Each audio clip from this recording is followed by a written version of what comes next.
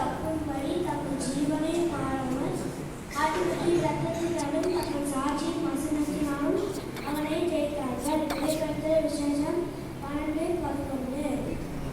நான் உங்களுக்கு அனுப்பின என் பெரிய சேனைகளில் வெட்டுக்கிளிகளும் பச்சை கிளிகளும் முசுக்கடை பூச்சிகளும் பச்சை புழுகளும் பச்சித்த வருஷத்தை மேலே உங்களுக்கு திரும்ப அளிப்பேன். யோவேல் 2:25.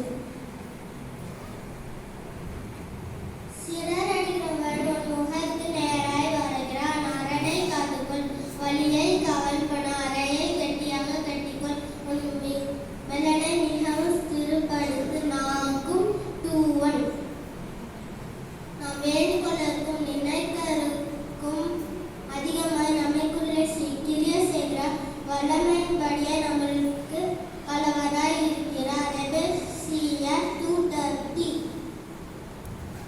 ஆனாலும் கர்த்தாவே, நீர் கேளவும் என் பகைவரையும் தலையுயர்த்தி அதிகம் 33. நான் உனக்கு செய்வது என்னவென்றால், தள்ளியில்லாத முறையிலே அடைந்துள்ள உள்ளுடையதை நான் உன் உடன்படிக்கை ரத்தத்தினாலே விடுதலை பண்ணுவேன். சகேரியா 9:11. துபர்களின் வீட்டில் கர்த்தருடைய சாபம் இருக்கிறது. நீதிவான்களில் வாசஸ்தலத்தை அவர் ஆசீர்வதிப்பார். உங்களில் ஒருவர் ஆபத்தில் விழுகிறதா என்றால் யாருக்கும் சம்பவங்கள் இருக்கிறதும் ஒருவரையும் கடிந்து கொள்ளாமல் என்னிடத்தில் கேட்கிறவர் அப்பொழுது அவருக்கு கொடுக்கணும். யாக்கோபு 1:5.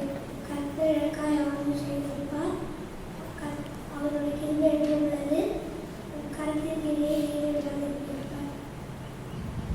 ஏசாயா 60:22. சின்னவன் ஆயினும் சிறியவன் பலத்ததாகியுமாவான். கர்த்தராகிய நான் அதை ஏற்ற காலத்தை தீவிரமாய் நடப்பிப்பேன். ஏசாயா 65:10. என்னை கெடுக்கிற என்கிறதற்கு சாரோன் ஆட்டுக்கருவமாகவும் ஆவோனின் பள்ளத்தாக்கில் மாட்டுக்கிடையாகவும் இருக்கும். பழைய ஏற்பாட்டில் நாம்